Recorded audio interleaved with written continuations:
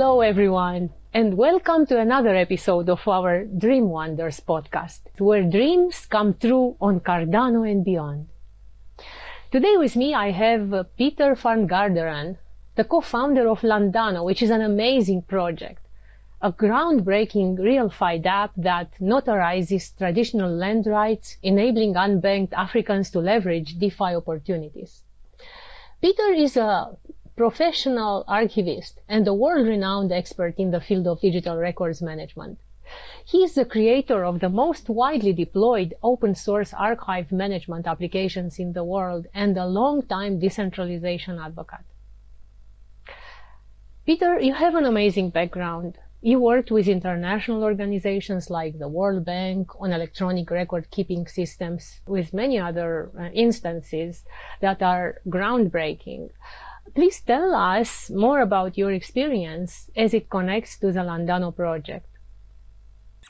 Yeah, thank you. My experience is, as you mentioned, as a professional archivist. I went to graduate school to get a master's degree in archival science, and I specialize in the preservation and accessibility of digital records. And so I've done work over the past 15 to 20 years as a consultant and as a software developer, helping governments and major NGOs like World Bank and United Nations and so forth develop their record-keeping systems in compliance with international standards and legal requirements, and making sure that the records that are getting created are accessible well into the future. There's when we had paper documents, we could stick them in a container and put them in a warehouse and pull them off the shelf 100 years later, and we could still read the documents and make sense of their context and structure. All of that's changed now that we have digital records because technology is constantly changing. There's technology obsolescence, there's vendor lock-in. So there's lots of challenges with making sure that you can bring a digital record up at some point in the future and prove that it is authentic, that it is there, even though it might have undergone several migrations or changes in technology. So that's an area of expertise. We call it digital archives, and that's been my domain for the past 15 to 20 years. And now I'm applying that expertise to the Web3 and blockchain space. Wonderful, Peter. And what brought you to Cardano? How did you get the idea of this project? Yeah, there's many things that brought me to Cardano. I've been a blockchain enthusiast for a long time, a decentralization evangelist, I would call myself, somebody that believes in the power of decentralization to change the world for good. I believe that many of the social and societal ills that we are seeing are due to the centralization of power in governance and industry. So I was always somebody who very early on saw blockchain as a way to drive social change. And I've been doing R&D on Bitcoin, the Bitcoin blockchain. I've done it on the Ethereum blockchain. I've done a lot of development work on the Filecoin blockchain and Ethereum as well. And so I was always interested in the actual technology, like what makes for a good sound layer one blockchain, and also in the actual social change aspect. So when I first heard Charles Hoskinson speak at an Ethereum Classic conference, and I was first of all, I thought he was very much aligned with the kind of values and principles that I was looking for in blockchain and decentralization. And then through that, began to learn more about Cardano and did more of a deep technical dive into it, and was very appreciative of the very thoughtful design work and the rigor that's gone into designing it, and proof of stake, true decentralization, EU TXO model, all these things that were new to like layer one blockchain. So I thought it was technically innovative, and I wanted to explore the blockchain itself further. And B, I thought the community that was gathering around Cardano was very much aligned with my own values. So I began to tinker a bit more and do some R&D work on Cardano, and then discovered Project Catalyst, which of course is this decentralized treasury, which gives opportunities to builders like me for some seed funding to get their projects off the ground. Since I got my very first Catalyst grant for one of my projects in early 2022, I've started working full-time and on Cardano-based projects. And through the Catalyst community, I essentially found my co-founder, Doris Vandercroft. We were both interested in this topic of using blockchain for land right records, and we've built a team around that concept thanks to Catalyst funding since then. Amazing. That's an amazing story. So, Landano enables land records to be used as trustworthy DeFi primitives for mortgages, business loans, leases, and crop insurance, opening the door to financial mobility for the estimated 1 billion people in the global south that have land rights but no documentation to prove that they do. On the podcast, we discussed at large about RealFi in the Pesesha episode. But I'd like to know also your take on RealFi versus or DeFi and DeFi. Are they the same? Many people maybe are used to DeFi, but RealFi is a new term. I see you using them interchangeably. Is there a difference between the two for you or in how you use them? Yeah, definitely. I would say DeFi is a subset of RealFi, in my opinion. When we say RealFi, particularly in the Cardano community, I think we're talking about projects that have real world impact on the ground, in meat space, not in cyberspace, for real people. And again, Cardano, I believe, is attracting projects that have this vision of saying we can use blockchain not just to make somebody rich by selling Bored Ape NFTs, but this is an actual powerful technology that's offering something new and that can offer a methodology for making real change in the real world. So we are obviously like land is a real world thing. We're not talking about a metaverse. We're talking about the real world. And, RealFi to me means like real world assets, whether that's land or a car or something else that can affect change in the real world. And DeFi happens to be then financing that you can do in a decentralized network, in a blockchain network. So whether that's yield farming or staking, all these other things, or actually in loans done through DeFi instruments, that is a legitimate part of the puzzle as well. But those are all things that are happening in cyberspace, in online accounts. And RealFi is associating real world assets to on-chain documents and records. And so Landano is a combination of the two. We are minting land right records as Cardano NFTs. And so now we have these blockchain primitives. And once we have those, we can prove ownership and rights. And we can now turn to DeFi partners that say, hey, we are setting up to be a project that does loans, as long as you can prove who you are, that you can prove you have some collateral. And then DeFi, once we have done the RealFi and prove that you own a parcel of land, that you have rights to it, we can now open the door to DeFi to say, you don't have to go to traditional predatory financing institutions, particularly in a lot of the global south, which charges outrageous amounts of interest. We have other opportunities for you to get financing at a much more competitive rate, at a much more humanitarian relationship. And so to me, they work hand in hand. We are doing RealFi so that we can enable DeFi for people in the real world who have been excluded from a lot of financial opportunities. So can you please, let's dig a bit deeper into that. So where is the RealFi part in all the story which you told us for Landano and the application, and where does the DeFi part begin? Where? Okay, please. Sure. So, well, let's back right up then. Like you mentioned earlier on in the introduction, there's approximately 1 billion people worldwide that have legitimate claims to land, but don't actually have the documentation to prove it. Okay, let's take one of these people and let's make it very simple for our audience to understand. Where is the RealFi for that one person? Yeah, so let's say I'm a person who has grown up in a rural community in sub-Saharan Africa. My family has farmed a particular plot of land for generations, and we have that right in a both traditional sense and in many post-colonial sub-Saharan countries. There's now constitutions that guarantee that right. But at the same time, there's lots of forces at work. There's corporate farming. There's a lot of people taking advantage of undocumented systems where they might come along the next day and say, well, yes, you've planted crop here, but now we've allocated this land for this particular project to farm on instead. And so you're going to have to go move somewhere else now. And that happens. This is a serious issue for, like I said, at least a fifth of the adult population in the world goes to sleep at night worrying that this might happen to them the next day. And so the lack of documentation to prove existing legitimate rights is a huge barrier. And the people that need this documentation don't have it because it's expensive to get. B, the government systems in the countries where they aren't very well developed, or they're broken in many cases. So we are able to create a record of your land right by coming in and surveying the land. And now you have a map of the parcel of land to which you have a land right record. And we were able to mint a record for this right on the Cardano blockchain as an NFT, a non-fungible token.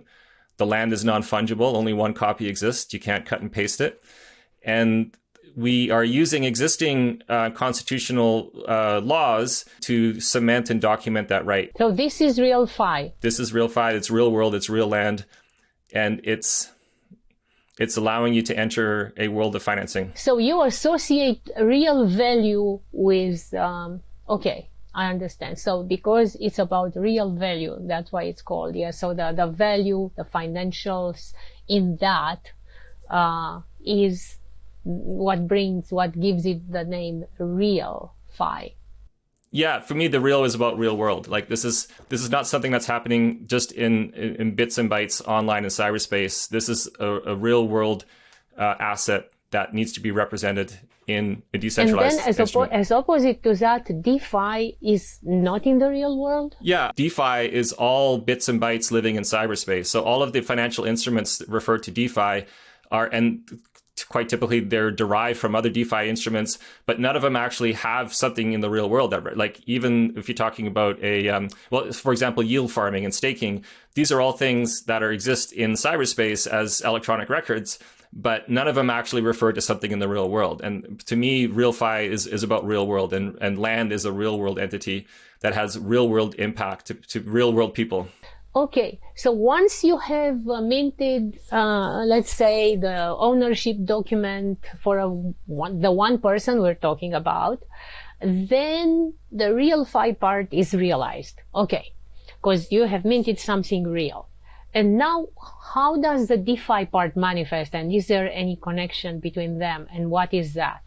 Yeah, the end goal is to give people land tenure security, and it gives it psychological and physical security. But the end goal is really to enable financial mobility. So there is this theory that is that part of the reason that the marginalized poor in the global south have not been able to improve their financial situation is the lack of documentation to prove land rights. And so once you can do that, and it's a very basic fundamental thing we take for granted in a lot of ways in the global north, is that's the way up the financial ladder for most people and most families, is that you own land, you own a house.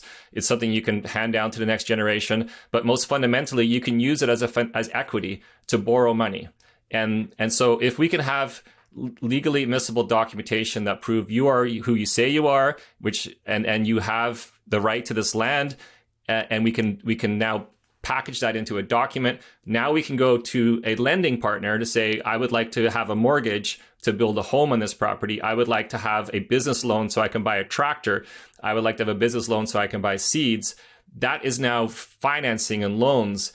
And traditionally, you would go to a bank for that. But with DeFi, decentralized financing, we are seeing all kinds of projects and pop up, and all kinds of new opportunities pop up where you can say, I don't have to go to a traditional bank. I can prove I have equity. I can prove I have right. And based on this, are you willing to lend me money so I will repay at this amount of interest, so I can do these things. So I can build a structure. I can build a barn. I can borrow money to buy a tractor.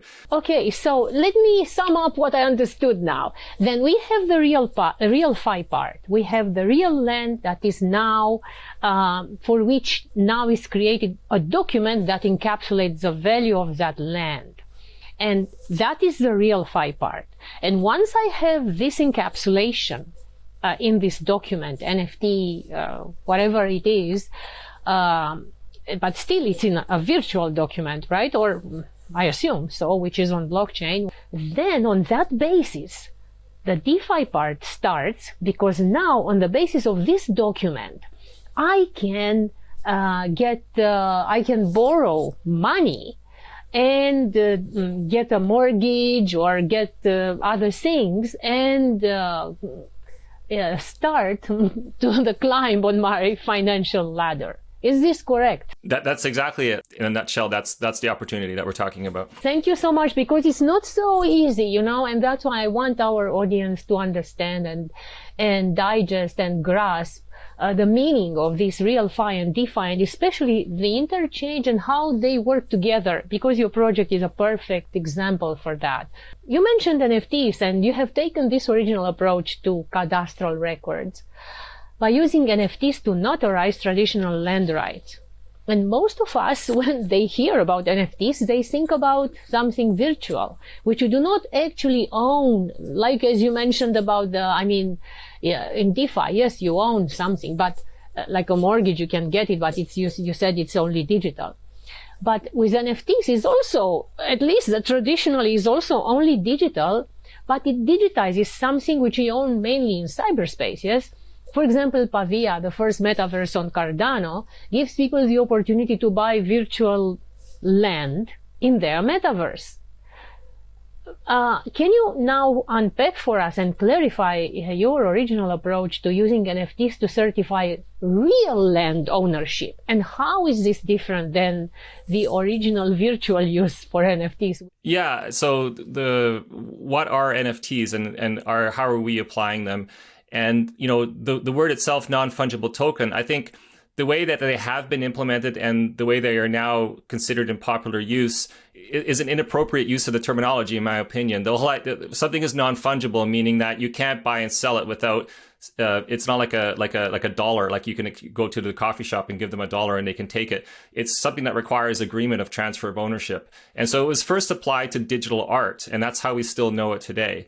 But the problem with digital art is that it's digital, and you can cut and paste art and make it very easy to replicate. So proving sole ownership of a single piece of digital art in an NFT is actually quite difficult. And a lot of the controversy around NFTs has been around that very core concept. And for that matter, we can stick to the digital land, because that's maybe a better and easier parallel for us all to digest and to compare in the case of Landano. Well, again, digital land is only scarce because the developer has said there's only one copy of this digital land. And so the developer can easily cut and paste or create a new metaverse that duplicates that land as well. Land is truly non-fungible. There's only one, here you and I are sitting in our rooms. There's only one, we're in a physical location. We're in a specific latitude and longitude. And only, when you draw a boundary around a particular parcel of land, and that is a unique thing. You can't cut and paste that. You can't create copies of that. And so the actual technology of non-fungible tokens is very applicable to our case. But in some ways, we're sometimes reluctant to even use that terminology because it's now become associated with something completely different, with like a sort of corrupted digital art market that has a lot of technical flaws.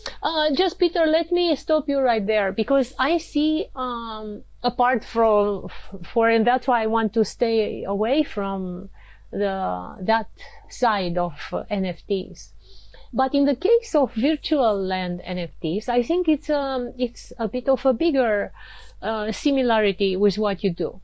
Pavia, yes, is a metaverse on which every piece of land, yes, is there, and it cannot be duplicated. That's why it is on Cardano, on a blockchain. And then you buy it. It is, however, virtual. You cannot, you can live there with your avatar and build virtual houses, but it is not real. I think that is the main difference here. But how you would use NFTs for, let's say, buying Pavia land, you would use them in the same way for buying real land. Let me know if this is correct, my understanding. No, I wouldn't make that direct parallel myself. So I would say that real world NFTs like Landano is creating are quite different from even metaverse land NFTs or digital art NFTs. Because again, the people that we are targeting the solution for are not going to go on a metaverse and play in a metaverse. They're worried about putting food on their plates for the next day for their families. No, of course, Peter. But my question was if technologically speaking, they are built in the same manner. I would still say that the two are different because a digital asset, regardless of whatever the developer says, can be duplicated. Physical land cannot be duplicated. So you think that is the main crucial difference, the fact that you are in the real world and create NFTs for a real world land, while in Pavia the difference is that it is digital. And let's say, assuming now that digital particular couldn't be duplicated, then the technology of creating an NFT for land, would it be the same for Pavia or for the real land, which you are working on in Africa? You're asking me whether I think it's the same. I don't think it's the same. I think an NFT for a virtual metaverse piece of tract of land is not the same as an NFT for a real world parcel of land. It's not created in the same way, you're saying? Well, you use the same technology. NFTs creates hashes of documents of digital data and puts those in a blockchain transaction. And that technology is the same whether you're doing it for a JPEG NFT, a metaverse land NFT, or a real world NFT.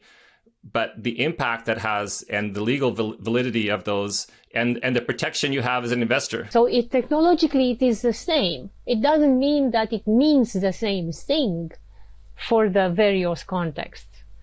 This is what I think. I agree. Yeah. Okay. And to be just, if I give you a little bit of extra, we are somewhat reluctant to say that we are an NFT for this very reason, because we show that there's still a lot of confusion, even amongst people that understand the technology. But I agree with you, Peter. But you use the word NFT on the podcast, so as such, I had to ask you. So if you are reluctant, no. We're doing it reluctantly because NFT is such a buzzword, and if you are a technologist, you understand what the technology does, so you would understand that this is the right technology to use for this scenario. But from a marketing or and trying to explain the concept, the word NFT has a lot of negative connotations. That's why I pressed you, Peter. So for our audience to understand the difference, and I think for us, just to recap, it's clear, yes? So the technology and technologically to create NFTs for real land and for virtual land is the same. The difference, of course, is in the application and the weight which your work for Africa has. And now let me get back to that.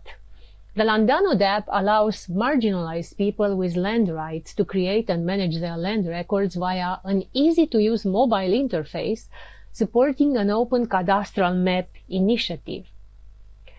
Open cadastral map initiative. So tell us a bit about this map and how it works. So yeah, it's a cadastral map is a type of map that shows land parcel boundaries. And we're creating an open one, meaning that it's open. It's like open access, open source. It's available at a URL. And so, whereas typically you would have to go to a land registry or land commission office to get detailed mapping information, which is something that's very difficult for the average person to get access to. That is a closed cadastral map. Exactly. Well, technically it's open. You have the right to access and get that information, but there's so many hoops to jump through. There's so many difficulties and costs. But you cannot modify, you cannot do anything else. It's centralized. Yeah. And it's just very difficult to access. So like you said, it might as well be called the closed cadastral. But so open in the sense that like open access, open source, and easily available, it makes it an open cadastral map. So we are generating cadastral data like land survey data in the process of creating a land right records. And rather than keeping those locked in our system, we're making them publicly accessible in this open cadastral map. And that's whether you are a Landano land right record user or not, or somebody that's just in the general public that wants to have more information about land cadastral data about your local area, you can access it through open cadastral map. So it's a way of like sharing the data that we're generating and making the land management, land administration more publicly accessible, which is part of our mission. Interesting. And, Landano is a true Africa-focused real FI solution, informed by on-the-ground requirements from pilot projects in Ghana, Mozambique, and Kenya. And you plan the integration of land records, self-sovereign identity, and mortgage lending. You mentioned a bit about the mortgage DeFi side and the land records real FI side. So we clarified that. But now the self-sovereign identity steps in. Please tell me about this, how this integration works to support on-the-ground needs of rural poor in sub-Saharan Africa. Yeah, so land rights have to be associated with a real person in the real world. How do you go about proving you are a real person in the real world? That's obviously a very significant problem that we've been tackling in the decentralization of blockchain space. And self-sovereign identity is kind of like the area of expertise and the domain that's kind of that's emerged to kind of help bring this whole problem space forward. And so we're tapping into that existing technology. Like people in the Cardano space will be familiar with Atala Prism. We are collaborating with a project called IMX. also very active in the Cardano space, to handle that piece of our technical architecture. So self-sovereign identity. How do you prove who you say you are? Typically, you go through a know your customer process, whether that's with the government, like where you hand in, you have witnesses say this is really Peter and this is really his picture, and so I can get a passport now. Same if I go sign up for a mobile phone account, I have to maybe show my electricity utility bill to prove that I'm a real person in the real world. So we go through these various processes to prove who we are, and then we get documentation to prove who we are. For many people in marginalized rural communities, those systems are just not accessible due to cost, due to just physical proximity to somewhere where you can actually go and get service. So what decentralized self-sovereign identity is doing is helping people prove who they are without having to go through more traditional channels. And so biometrics are very important for this. So fingerprints and iris detection, so that you can create a unique digital fingerprint for a person, and then create an actual on-chain online record to represent their identity. And that's managed now in decentralized identity wallets. And for us, the next important piece of that is called verifiable credentials. It's one thing to prove who you say you are. Now, can you prove that you have certain rights and claims? And so for us, obviously, the claim is yes, I have the right to farm this land. I have the leasehold to this land. That's called a verifiable credential. There's a whole body of standards and practices and tools that support this. And it's an industry in and of itself, self-sovereign identity. So Landano is very much reliant and dependent on tapping into those solutions to provide that key piece of the puzzle to say, yes, you are who you say you are, and you have a legitimate claim to this land. And you can trust us because we use this technology and we created these records. Yes, indeed, self-sovereign identities are a very empowering tool for individuals. And you mentioned how you met Charles Hoskinson, and he was obviously, I believe, talking about that as well, and that his mission is to create economic identities for those who don't have them, and to obviously change the world through that. So how I understand it, by weaving self-sovereign identities into the fabric of Landano, you are weaving an implicit paradigm shift from the top-down, centralized colonizing power to bottom-up land ownership, where you empower individuals to stand up for their constitutional rights, being able to prove what they own by owning the proof itself. And that is what the self-sovereign identity actually enables. As you said, with those verifiable credentials, so they can actually prove that they own that land. So they are owning the proof also. They do not have to knock at another door to prove that. They can just do it through the self-sovereign identity on their phone or wherever that can reside if they don't have a phone. In the rest of the world, the state always owns the proof. So one has to ask for a document released by the state in order to prove ownership of their land, car, and so on and so forth. So what you are doing is actually a radical shift in governance. Tell us more about how you see the shift you are creating in the world. I hope you are aware of the shift you are creating in the world through your community-driven approach, through your self-sovereign identity woven with the land ownership and the DeFi side of getting a mortgage for a house on the basis of your land, while you can also show a verifiable credential when needed. Yeah, I think you've really identified the key piece of the puzzle, that what's different about what we're doing. And this is very intentional on our part. This is a grassroots process, which is what decentralization is all about. And land right records, in my opinion, is one of those sweet spots where we can bridge these two worlds between the formerly decentralized governance and a new emerging decentralized governance that we want to enable and bring into the world through these types of projects.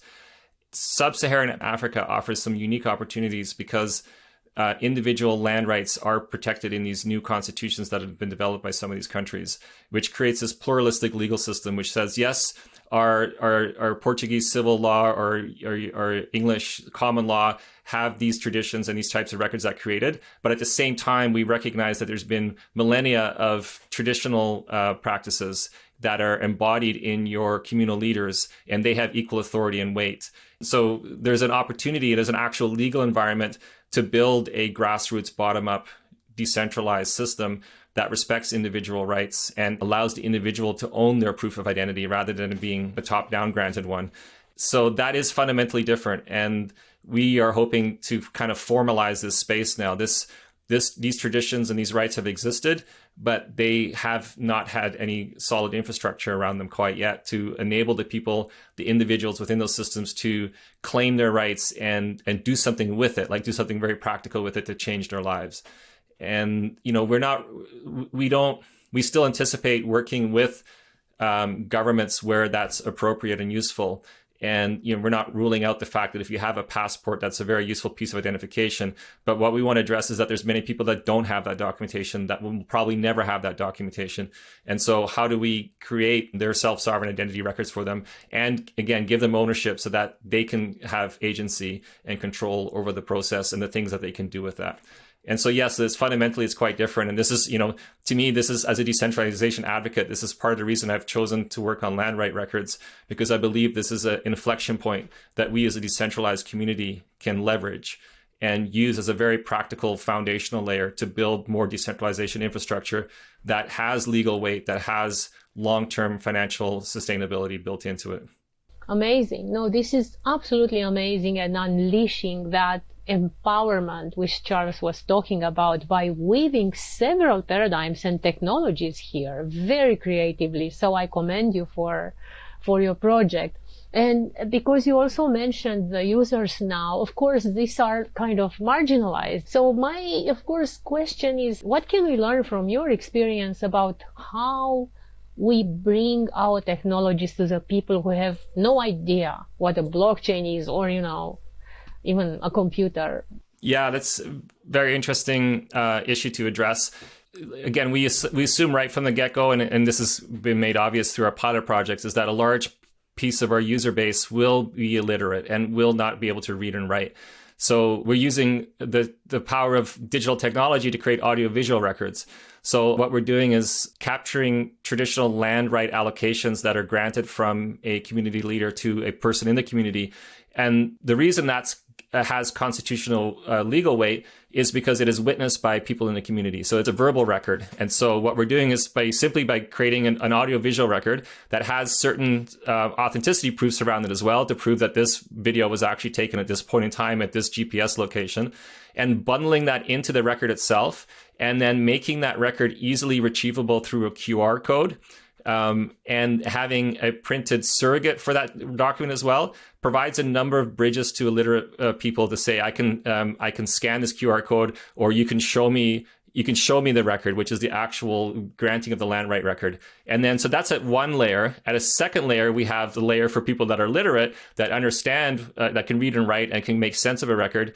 And then below that is the technology literate people that understand what an NFT is and how to trace back the proofs we put into the documents all the way back to an independent blockchain explorer to prove that the record exists. So it's the same record, but there's different layers of understanding that you use to approach the record and get what you want out of it. So there's essentially these three layers that we are building into the record itself. So yeah, and there is a huge difference between people and their technological background, also between countries and within countries. So what is your experience in this regard? Are there particular countries which you are targeting, let's say, with more advanced technologically? There is, within Africa itself, there's countries that are more developed than others that have stronger educational systems and therefore more literate population. But we are kind of like targeting our solution to work at these three levels, like assuming very simple to understand, and even for a technologically knowledgeable person to come in as a first point of entry to say, here's an audiovisual record of the land right getting created. Helps to like bring you into the actual concept. But those three layers of record at the audiovisual layer, at the documentation layer, at the blockchain layer, we anticipate that working all across around the world. Like we are doing these pilot projects in Africa with Landano as a way to establish the technology, the procedure. But we anticipate that this can be a solution for other land right issues around the world, including the global north. And the interface won't change other than localization for language. We really see this as being like a bundled record that just has different levels of understanding to it. Like we wouldn't say, okay, now we're going into jurisdiction where we expect to have more literate people, so we have a completely different application interface. The goal is to make it universally usable across various different jurisdictions. Can you give us a few examples from the countries in which you are right now deploying proof of concepts? And how they differ or how advanced you are? Yeah, we've been doing pilot project work in Ghana and Mozambique and doing further research in Kenya at the moment. So in Ghana, for example, there is, and like in many countries, there's a big divergence between the maturity of technology and services in the urban context, in like the capital cities, versus like much more rural locations. It turns out that in Ghana, there's many rural locations where the government land registry doesn't have complete survey data for the land itself. And so what we've done is we started collaborating in one village in Ghana and with the actual village chief, who has the fiduciary responsibility and the constitutional rights to allocate land, and to say, we can help you create a better administration system because it's all essentially verbal at the moment. And so we can help you document that. And so we've started working with those village leaders. They see the benefit in this. They want, they would like a more modernized system to do their land administration, their day-to-day land right allocation duties. So for them, it's clear they need this. And how do you reach out to them? Do you know them? I mean, how do you find those leaders? So, well, again, this is the beauty of Catalyst. We built a project team around Landano, including a local ambassador in Ghana, and working through WADA Africa. And so they helped open a lot of initial doors and helped us build out our team to the point where we added a geospatial engineer to our team who had this existing relationship with the village chief, who was looking for assistance and help and was interested in this idea of blockchain technology and applying it to land administration. And so it's just been like a lot of networking, and a lot of it's been made possible simply through the Cardano Catalyst community has allowed us to meet people along the way. Not every meeting turns into something fruitful, but over the past 6 months, we've very rapidly built this network of partners and team around Landano. And that included people that already were building on the ground relationships. And then we have partnerships with our team in Mozambique, who has been doing this work for 4 or 5 years already, where they are essentially a land right advocacy consultancy, and that they've been helping marginalized rural communities in essentially very poor parts of Mozambique create land associations and create these land right records. So they've been doing on the ground work already, and they have an existing database of digitized land right records already. And so we're essentially, it's just partnering. It's partnering with the right people. And most of that is coming through the networking opportunities created through the Cardano Catalyst community. What an amazing synergy. Yeah, it's really quite powerful. And it's quite satisfying. Like it's a community out of the box, right? Like yes, we're building our own community around Landano, but there's so much sympathy and collaboration and partnership, and people will say, hey, you should talk to these Landano guys, or we come across somewhere and say, hey, you should talk to these guys. And so there's a lot of fruitful collaboration going on within the space. Amazing. And yes, and just ready to help and to support. I just had a call last week with the Cardano for Climate group, and they phrased it, this kind of synergy and sparks happening, which you describe here, which are amazing, that you really in such a short time obtained. And they said it's like the Catalyst enthusiastic mob ready to help. It really is. Yeah, and Cardano for Climate is another great example of that kind of community that's built very, like you said, very quickly. If you think about the time frame, and if I look back and go, wow, my co-founder Doris and I met on Ideas Scale, like for Catalyst Fund 7, to talk about ideas, what might work, and what about land right records on blockchain? I'm like, well, that's something I've been interested in for a long time. And again, before now, that was only 6 months ago, and now we have, we've incorporated in the Netherlands. We've built this team of people that, again, we were able to fund thanks to Catalyst. But the network, like the people that we've been put in touch with, are all thanks to this network and this kind of very, it's not very competitive. It's very collaborative. Like, and everybody can see where they can contribute to the piece of the puzzle. It's very supportive. Yes, supportive. It's a supportive community. But I just, wanted to ask you and maybe challenge you with the next question. And I mean, let's say now you have minted the NFTs, which prove the real land ownership. But do they have any legitimacy? Do they have any legal weight? Yeah, this is a really important question. Obviously, our whole concept rests on this principle, the idea that the land right records that we are minting do in fact have legal weight, are legally admissible records. I mean, what if the governments in those countries don't recognize them? Yeah, so it's the courts that have to recognize them. So the courts will say whether you have a legitimate claim to land or not. And the courts obviously go by the constitutional laws. And so, first of all, we're doing our due diligence, and this is where my expertise as an electronic record-keeping expert comes in. We're making sure that Landano is a standards-compliant, legally compliant record-keeping system that happens to use Cardano NFTs as an additional measure to ensure reliability and authenticity. But we're not saying these are legal records because we created a Cardano NFT. We're saying these are legal records because we can demonstrate how we've complied with the laws for land management, the laws for digital evidence in your particular jurisdiction, and these quality standards from the International Standards Organization, which means that we've created essentially a best-of-breed record-keeping system for land administration.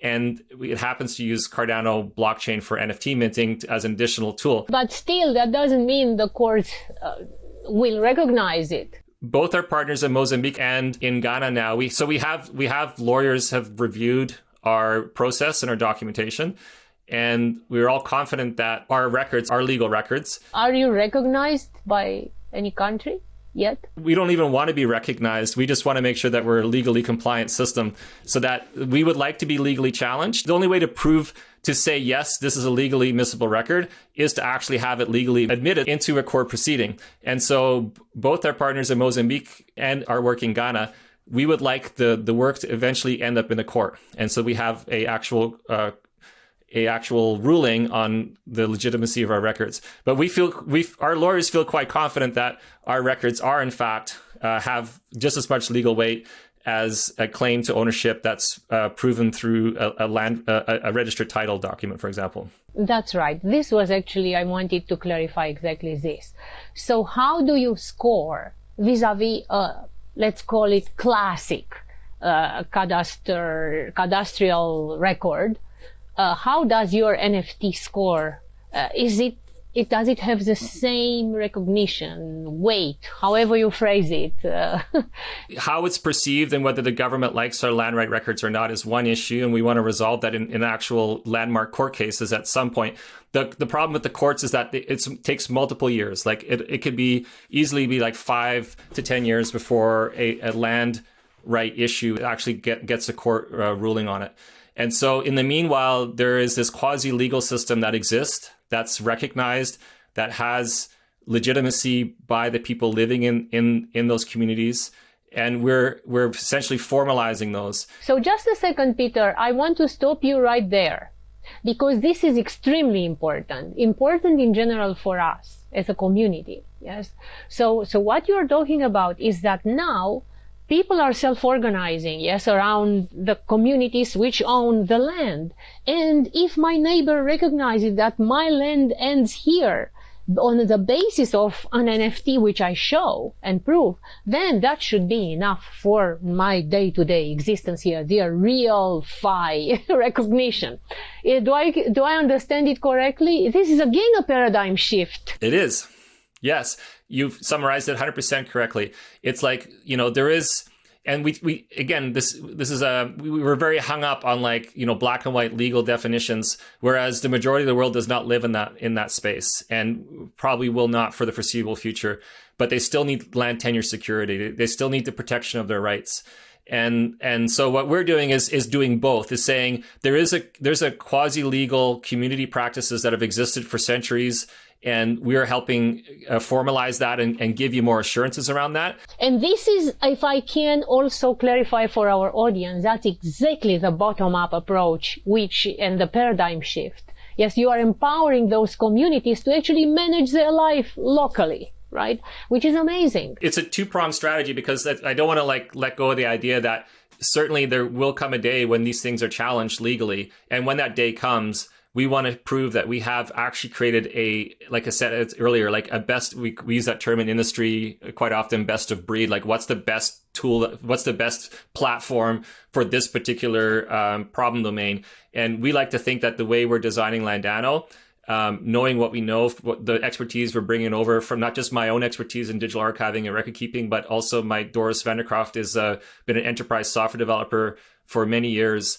We have a lot of industry expertise that we're bringing into this space, so that our main strategy is to formalize the quasi-legal practices that exist, but B, at the same time, when those are challenged, to prove that the records we have created are in fact a better legal record than what comes out of half the government cadastral systems. If I was a lawyer challenging the validity of a document that came out of our system versus a very haphazard, in many cases mismanaged, disorganized land registry system, you can essentially prove that this record is actually even more reliable than what came out of this so-called centralized system. And we would like to be able to prove that point at some point. They are actually, those centralized records are indeed a mess. They are on paper, which gets lost, and the bureaucrats cannot find them, and so on and so forth, or your house burns and it's lost again. So now I understand that you, being an expert, even with an academic background in this field, you studied a lot, and you have the ambition to create the best technology, as you call it, the best practice in land records in the world.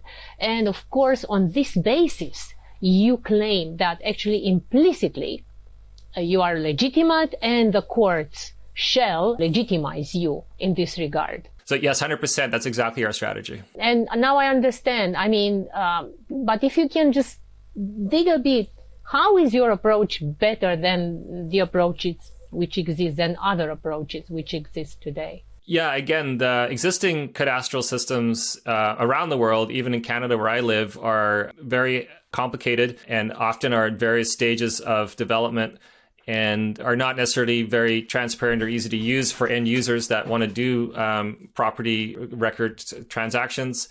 And so again, we believe that we can improve upon that, like it's just as systems architects that have been doing software development for a number of years, as experts in actual record keeping system. Land registries are fundamentally a record keeping system.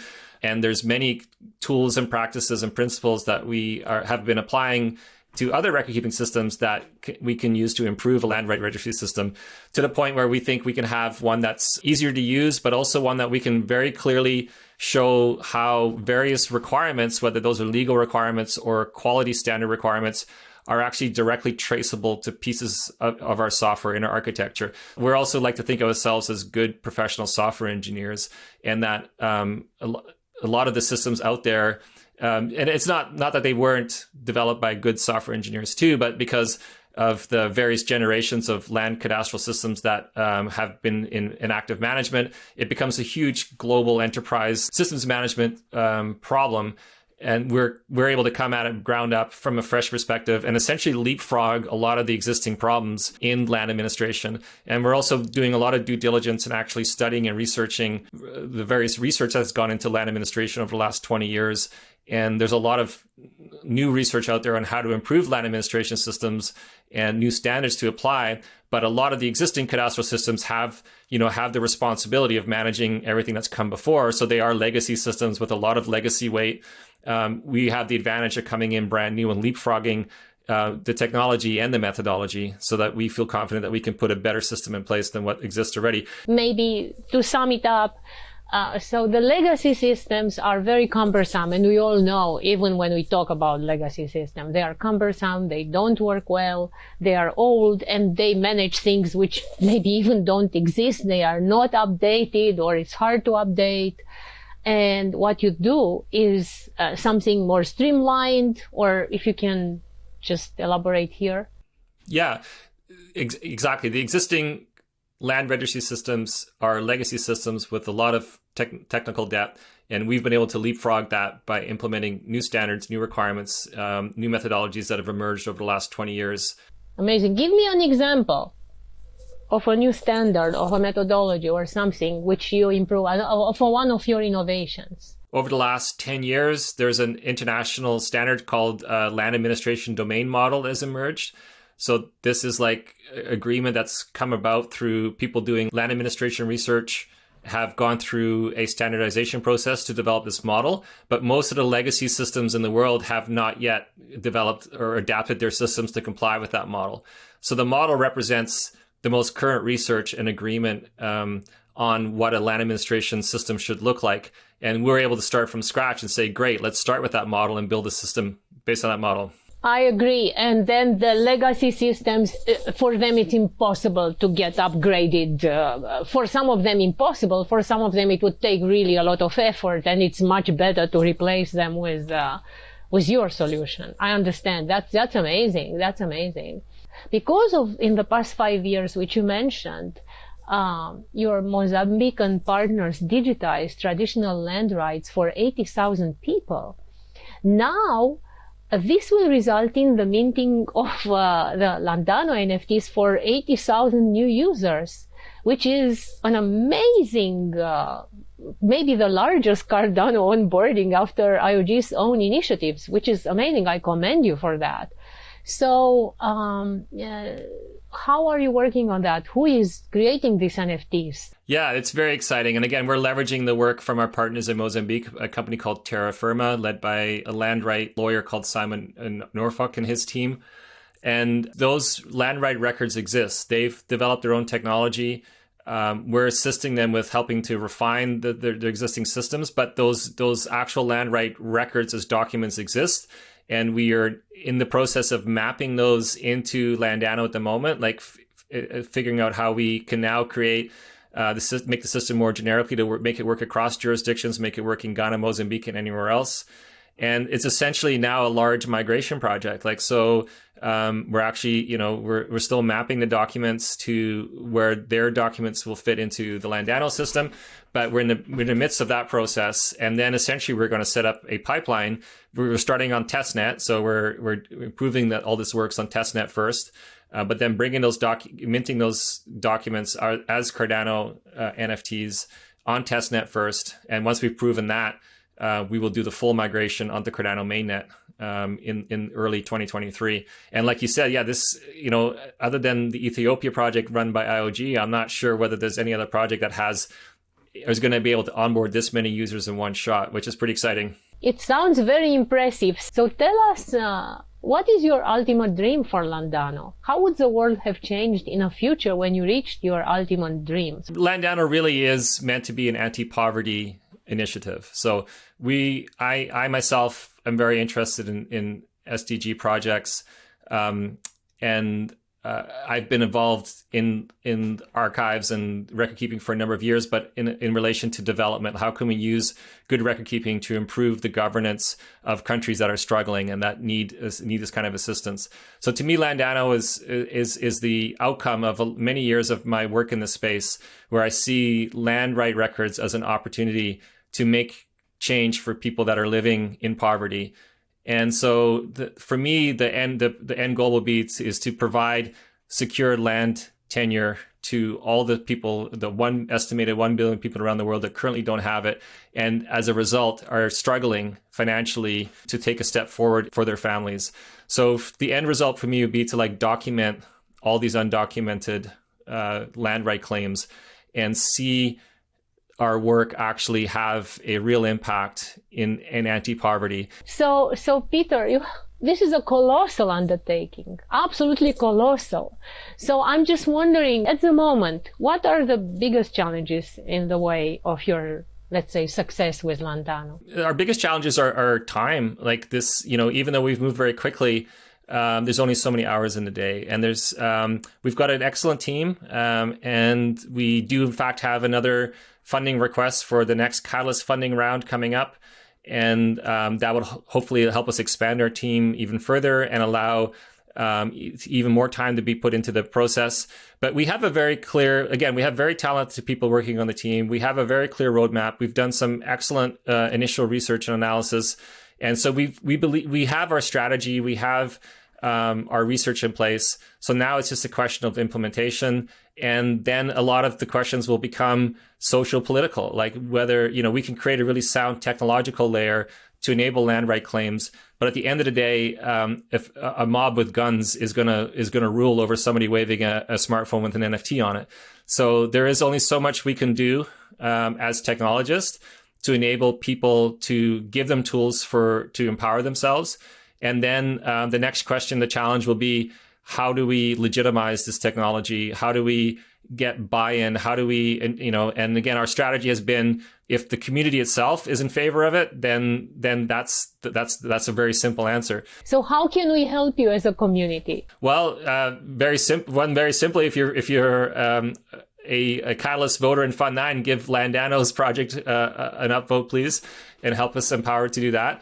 Secondly, is please engage with the project. We're on Twitter. We will start opening more social channels shortly.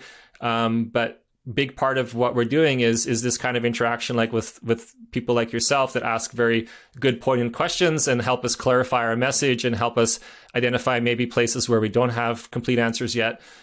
So, this kind of like engagement with people that are interested in a project, potential partners, is a really critical part of how the project's evolved, and we don't want that to change either. You can definitely count on me, and I'm sure on all our community, on the mob, let's call it this way. I mean, I really cannot commend you more for this project. You are empowering people to prove their land ownership, and by this, of course, also through a self-sovereign identity system, which gives them the power to show their credentialing to that land and their rights, but also to get a mortgage and start a business and so on and so forth. So this is amazing. This is such an empowerment project. I commend you. I really thank you so much for your time with us today, Peter. I wish you the best of luck with Fund 9, that you will be funded. I believe that you already have started this ball rolling and nothing can stop you. Thank you so much, Peter, for sharing your dream with us. Thank you for this opportunity. It was a pleasure. Thank you.